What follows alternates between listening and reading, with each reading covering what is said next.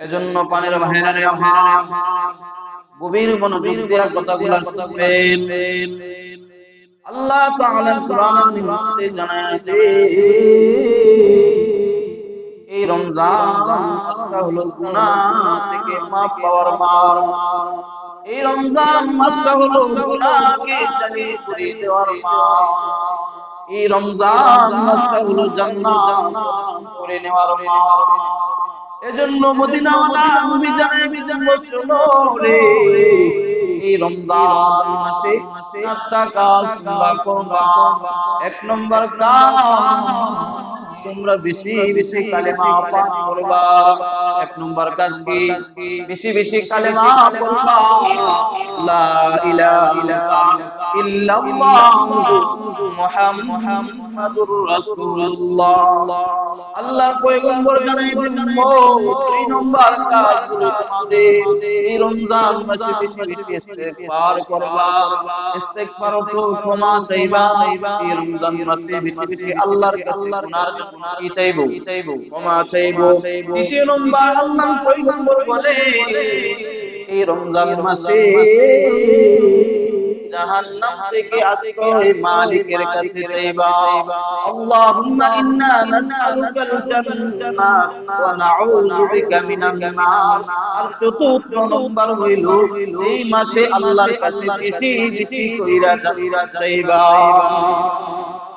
সুবহানাল্লাহ বলবেন না? মানের ভাইরা আমার, তাহলে আমরা কয়টা আমল পাইলাম? চারটা আমল। এর মধ্যে এক নম্বর আমল কালিমা। কালিমা পড়ে ঈমানকে আমরা মজবুত করি বারবার বারবার বারবার। ইস্তেগফার করে আমাদের জীবনে যে গুনাহ আমাদের আমলে জমা হয়েছে এই গুনাহকে জ্বালিয়ে পুড়ে ছারখার করে দে।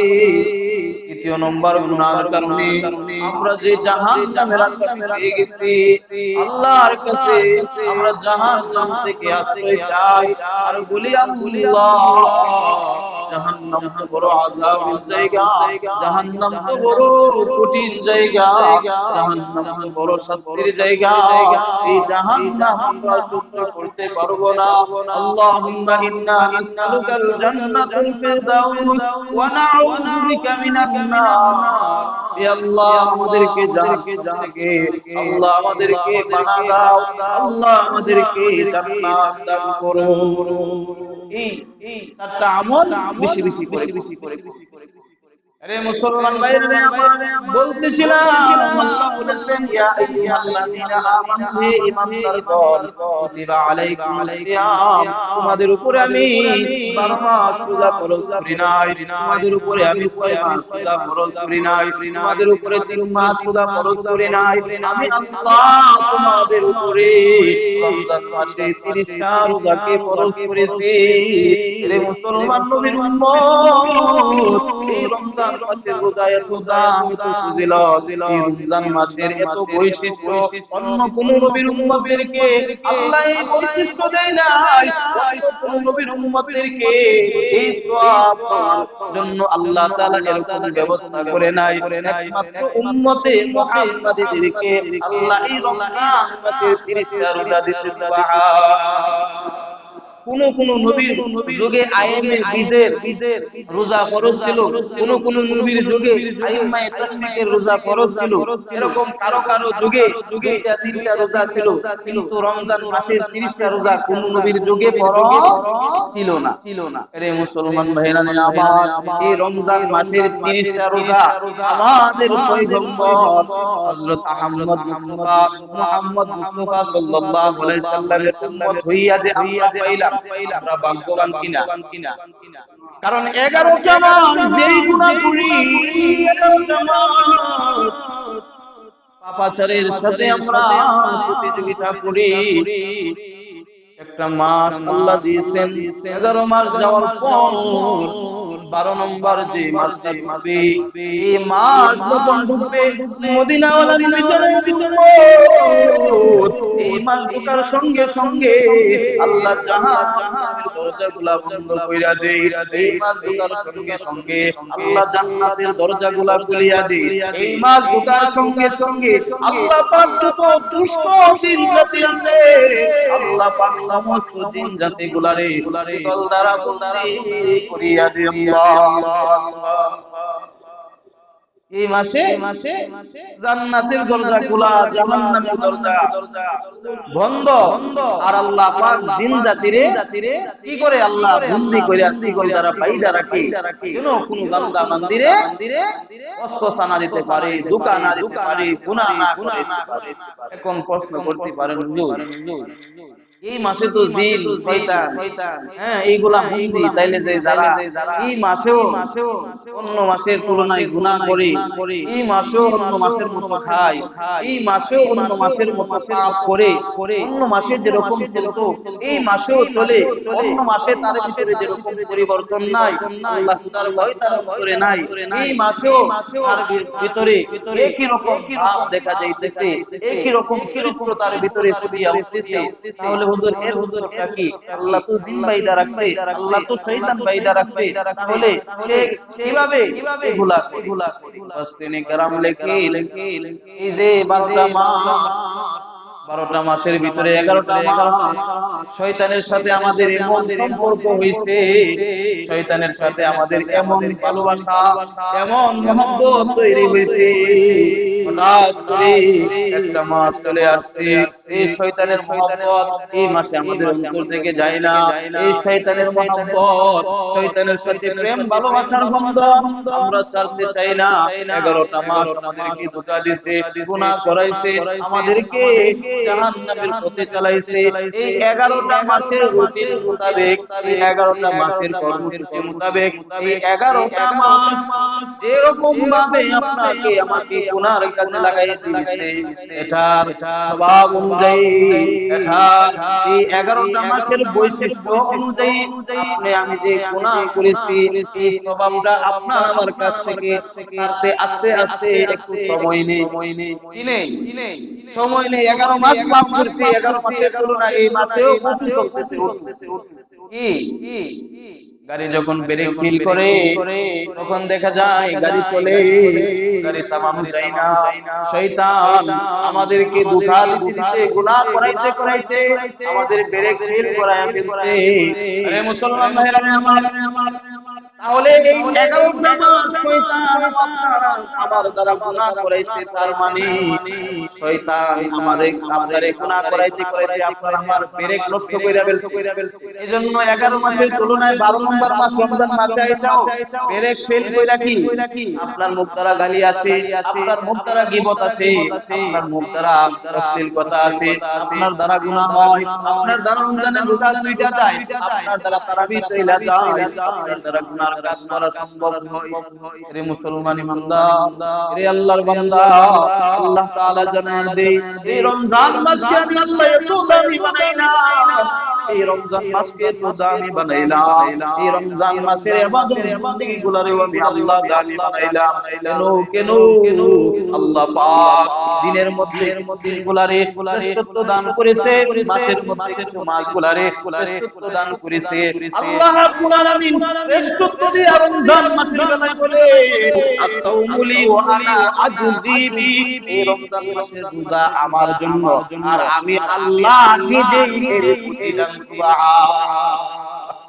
রমজানের রোজা কার জন্য? আল্লাহর জন্য। আল্লাহ বলে আমি নিজেই এর প্রতিদান। আরে মুসলমান ভাইরা রে আমার, খেয়াল করে দেখেন 11টা মাস ইবাদত বندگی করলে আল্লাহ ফেরেশতাদের মাধ্যমে আপনার নেক আমল বদ আমল লেখায়, কিন্তু আল্লাহ বলে না না, এই রমজান মাসটা কারো লেখালেখি চলবে না। এই রমজান মাসের রোজা আমার জন্য বান্দা রাখে, আমি আল্লাহ এই রমজান মাসের রোজার বদৌলতে, এই রমজান মাসের রোজার ফলাফল আমি আল্লাহ নিজ কুদরতি হাতে দিব। সুবহান। আল্লাহ কি ছুটনি? আল্লাহ কি গরীব?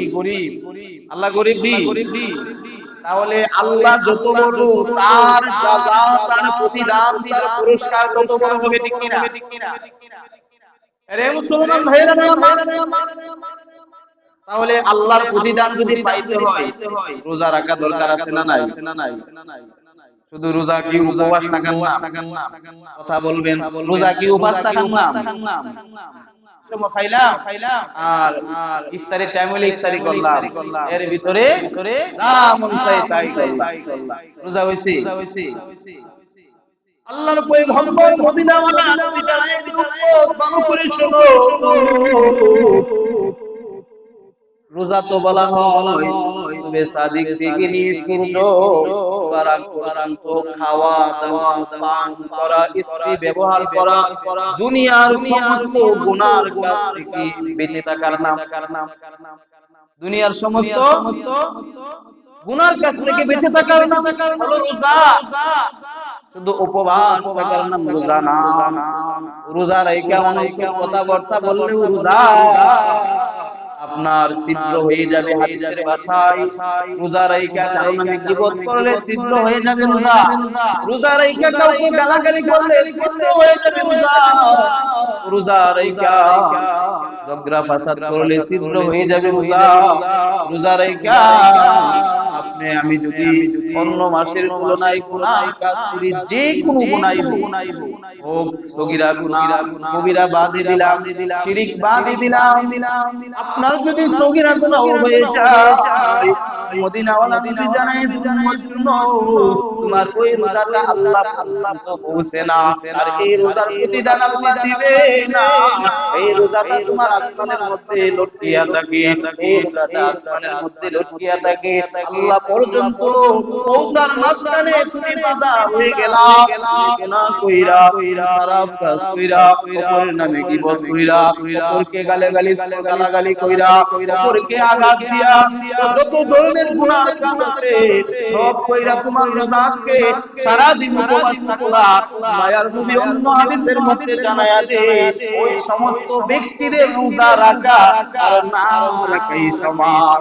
তারা শুধু কষ্ট করবে সারা দিন উপবাস থাকা, কিন্তু বিনিময়ে তাদের আমলনামায় কোনো পুরস্কার থাকবে না।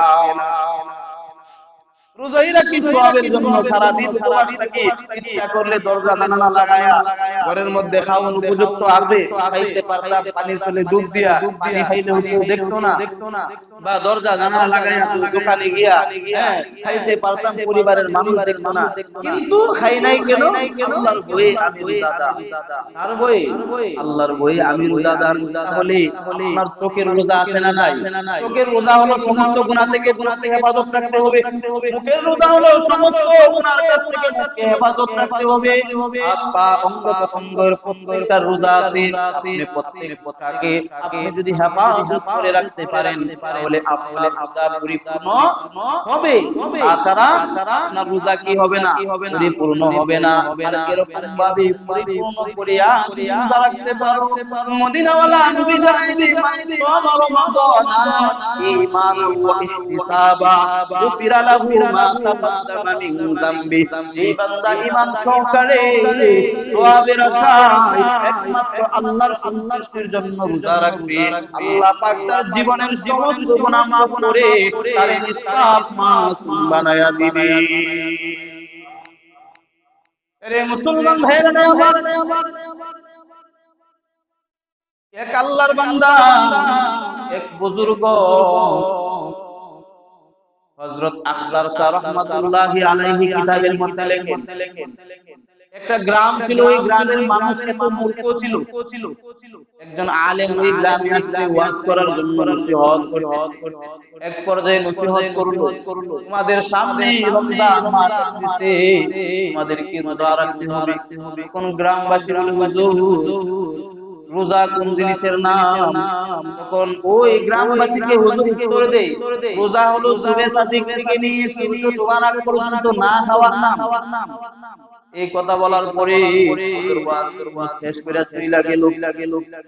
তখন তাদের ভিতরে একটা জিনিস কাজ করতেছে যে এমন এক রমজান মাস আসতেছে, ওই রমজান মাসে যেমনি হোক আটকানো লাগবে, আমাদের গ্রামে যেন কোনোভাবে প্রবেশ করতে না পারে।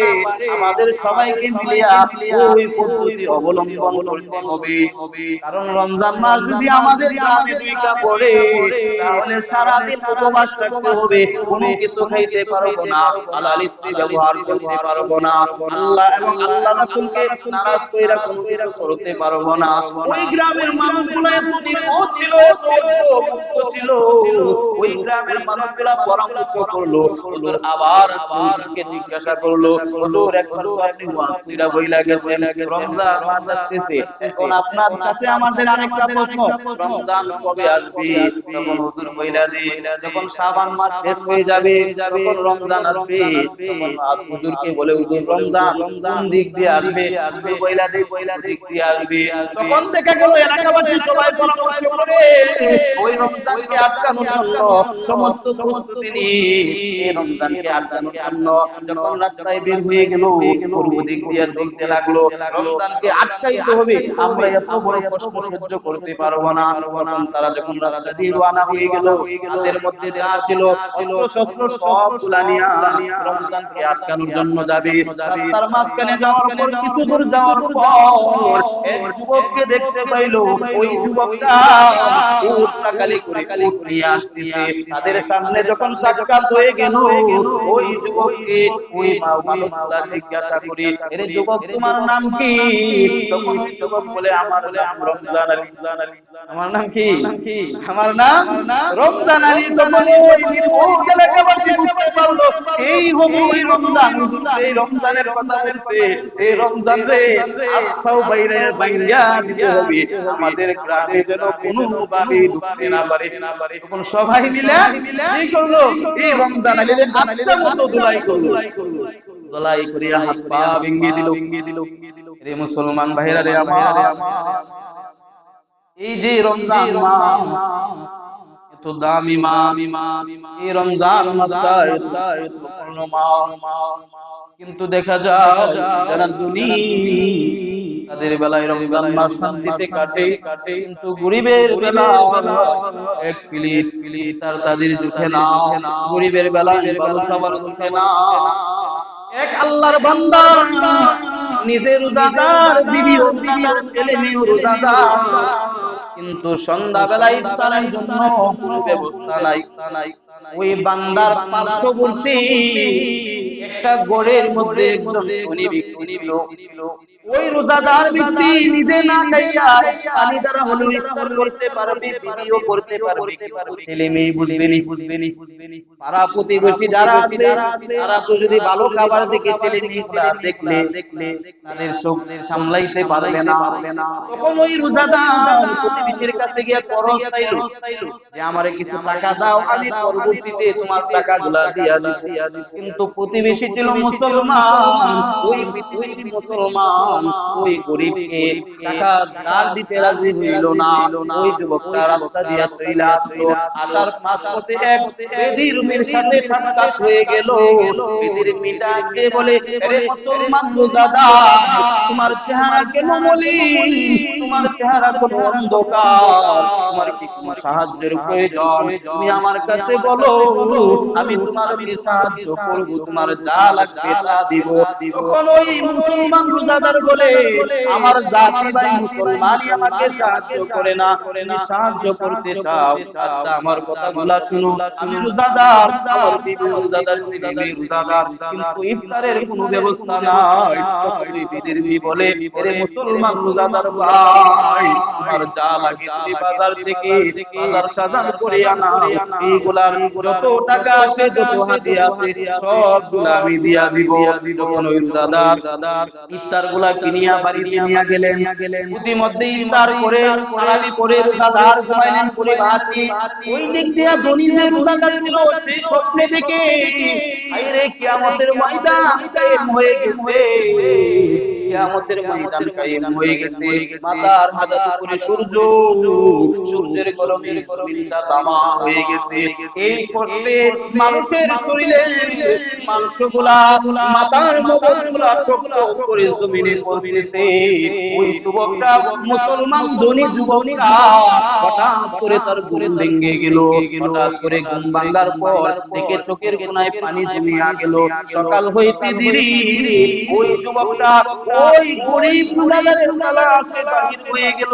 এক পর্যায়ে গরিব রোজাদারকে ডাক দিয়ে বলে, গরিব রোজাদারকে ডাক দিয়ে বলে, এ রোজাদার ভাই, আমি স্বপ্নের মধ্যে রাত্রিবেলা ঘুমান করে দেখতে পাইলাম কিয়ামতের ময়দান কায়েম হয়ে গেছে। হঠাৎ করে একটা সুন্দর বিল্ডিং দেখতে পাইলাম। ওই বিল্ডিং এ গিয়ে আমি আশ্রয় চাইলাম, কিন্তু জানায়া দেওয়া হলো ওই বিল্ডিং এর দারোয়ানগুলা আমাকে ঘোষণা কইরা দিল ওই বিল্ডিংটা হলো ওই সমস্ত ব্যক্তিদের জন্য যারা গরিবদেরকে সাহায্য করে, যারা রোজাদারদেরকে সাহায্য করে। হঠাৎ করে ঘুম ভাঙা গেল। আমি কিয়ামতের ময়দানের এই ভয়াবহতা দেখা তোমার খুঁজে বাহির হয়ে গেলাম। তোমার যা কিছু লাগবে আমাকে বলো, আমি তোমাকে দিতে রাজি আছি। তখন ওই গরিব রোজাদার বলে, আজকে আমার সব কিছু আছে, কোনো কিছু লাগবে না, কোনো কিছু লাগবে না। ওই যে বেদরমি যে ব্যক্তি ছিল সে আমারে দান করতে। তখন ওই ধনী রোজাদার বেদরমির বাড়িতে দৌড়িয়া গেলেন। দৌড়িয়া গিয়া বলে, ও বেদরমি ভাই, আমি তো স্বপ্নে দেখতে পাইলাম হাশরের ময়দান কায়েম হয়ে গেছে। মাথার হাত করে সূর্য, জমিনটা তামা, সূর্যের গরমে তামার গরমে মাথার খবর শরীরের গোশতগুলা কষিয়া কষিয়া পড়তেছে। এই কষ্টে দেখি আমি একটা বিল্ডিং এর মধ্যে আশ্রয় নেওয়ার জন্য গেলাম, আমাকে তাড়িয়ে দেওয়া হলো। ওই বিল্ডিংটা নাকি তাদেরকে তারা সাহায্য করবে, তাদেরকে দেওয়া হবে। আমি স্বপ্নে দেখলাম এক ব্যক্তি আমার কাছে এই সাহায্যের জন্য গেছিল, আমি সাহায্য করি নাই, তুমি যদি তাকে সাহায্য করেছো, এই বিদ্যুৎ ভাই তোমার কত টাকা গেছে, তোমার কত পয়সা গেছে বলো, আমি তোমাকে কোটি গুণে বেশি দিতে রাজি হব। তখন ওই বিধর্মী জামি বলে, আমি তোমার টাকা পয়সা নিব না। তখন ওই ধনী ব্যক্তি বলে, তুমি তো মুসলমান না, তাহলে তোমার তো জান্নাত নাই, তাহলে তোমার তো জান্নাত নাই, তুমি ওইগুলা দ্বারা কি করবা, আমারে দিয়া দাও। তখন বিধর্মী জামি বলে, যখন রাত্রি হয়ে গেছে, স্বয়ং আল্লাহর পক্ষ থেকে ফেরেশতা আসিয়া রাত্রি বেলায় আমাকে কালিমা পড়ায়া মুসলমান বানায়া দিছে। তাহলে রোজাদারদেরকে সাহায্য করা দরকার আছে না নাই? সাহায্য করলে বিল্ডিং কোথায় পাবে? আসরে, আসরের ময়দানে বিল্ডিং পাবে।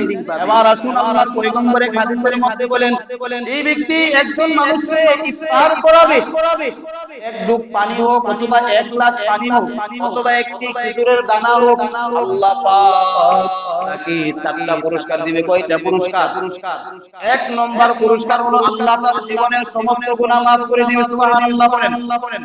দ্বিতীয় নম্বর পুরস্কার হলো আল্লাহ পাক জাহান্নামের তালিকা থেকে তার নামটা কাইটা দিবেন, সুবহানাল্লাহ বলেন। তৃতীয় নম্বর হলো আল্লাহ পাক একটা রোজার সম পরিমাণ সওয়াব তার আমলনামায় লিখে দিবেন, সুবহানাল্লাহ বলেন। সুবহানাল্লাহ বলতে কি মুখ পাইতেছেন? আরে মুসলমান ভাইরা, চতুর্থ নম্বর হলো আল্লাহ পাক একজন রোজাদারকে ইফতার করার বদৌলতে আল্লাহ পাক ওই কিয়ামতের ময়দানে কুদরতি হাতে ওই বান্দাটাকে ইফতার করাবে।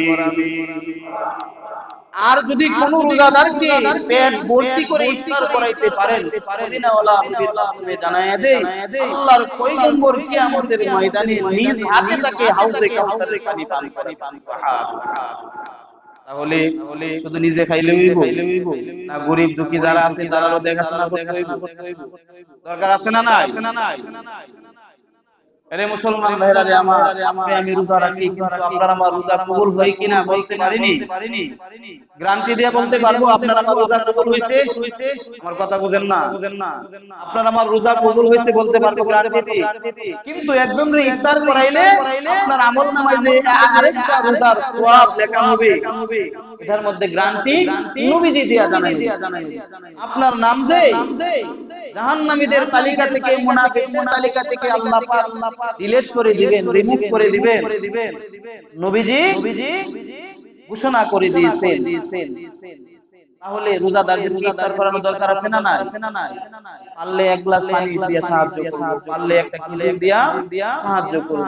বিশেষ করে রমজান মাসে শুধু রোজা রাখে, তারাবি করে না, রোজা রাখে তারাবি করে না, রোজা রাখে মানুষে বাবা আমাদের সামনে একসাথে চলাফেরা করি, অন্যরা রোজা রাখে, যে একটা শরম না, এত্তারা শরম কি সহ্য করুন দেখো, সবাই রোজা রাখে আমরা রোজা রাখি না। দেখেন রমজান মাসে অন্য বেলায় যেমন 5 ওয়াক্ত নামাজ ফরজ ছিল, রমজান মাসেও কি 5 ওয়াক্ত। হ্যাঁ, রমজান মাসে রোজা ফরজ না ওয়াজিব? ফরজ না ওয়াজিব? আল্লাহর নবী বলেন যে ব্যক্তি জানিয়া শুনিয়া একটা রমজান মাসের রোজা ভাঙ্গা ফেলল, রমজান মাসের রোজা রাখলো না বা রাইখাও লোভে হইরা কি রোজা ভাঙ্গা ফেল, ওই ব্যক্তিরা যদি কিয়ামত পর্যন্ত রোজা রাখে তারপরেও রমজানের রোজা হক আদায় হবে। রমজানের রোজা হক আদায় হবে না কিয়ামত পর্যন্ত রাখলেও। সওয়াব দোহাইবেন দূরের কথা, রোজার হকই আদায় হইতেছে না, আপনি আবার সওয়াব পাইবেন? পানের ভাইরা আমার, এখন যদি কোনো মানুষ অসুস্থ হয়ে যায়, তার মানে রোজা রাখলে এই মরণের সকরাত শুরু হয়ে যায় বা এরকম অসুস্থতা, ওই ব্যক্তি কি করবে? ওই ব্যক্তির জন্য ভারী কথা, বিপদ।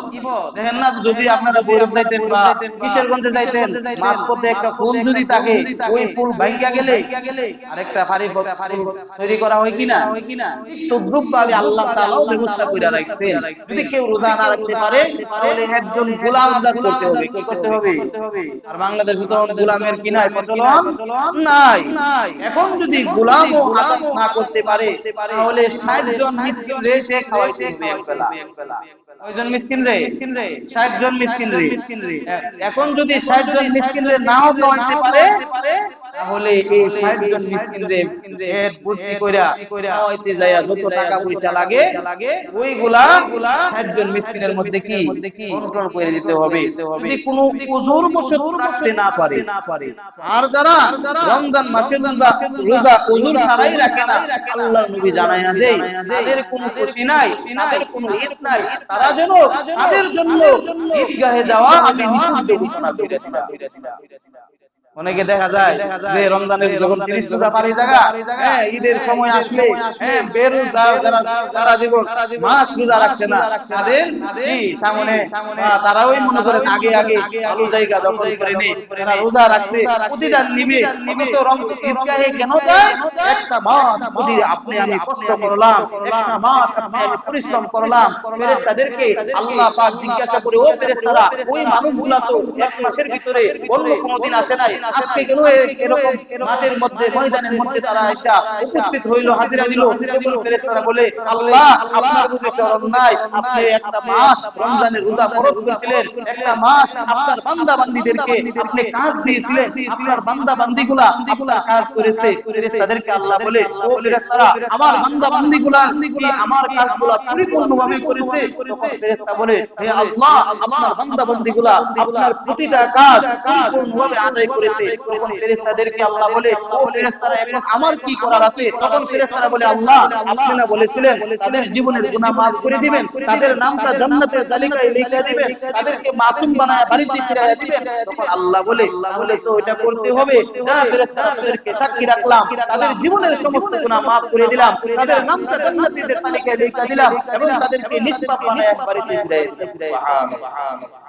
তাহলে পানের ভাইরা আমার, রোজাও রাখতে হবে, তারাবিও করতে হবে, সমস্ত গুনাহ থেকেও বাঁচা থাকতে হবে। এখন যারা রমজান মাসেও হ্যাঁ পশুর মতো এর মতো দেখেন, আল্লাহ বলতে মানুষ সর্বশ্রেষ্ঠ জাতি, মানুষ সর্বশ্রেষ্ঠ ব্যক্তি, কিন্তু আবার ওই মানুষটাই সর্বনিকৃষ্ট ব্যক্তি, ওই মানুষটাই চতুষ্পদ জন্তু জানোয়ারের চাইতেও আরো নিকৃষ্ট।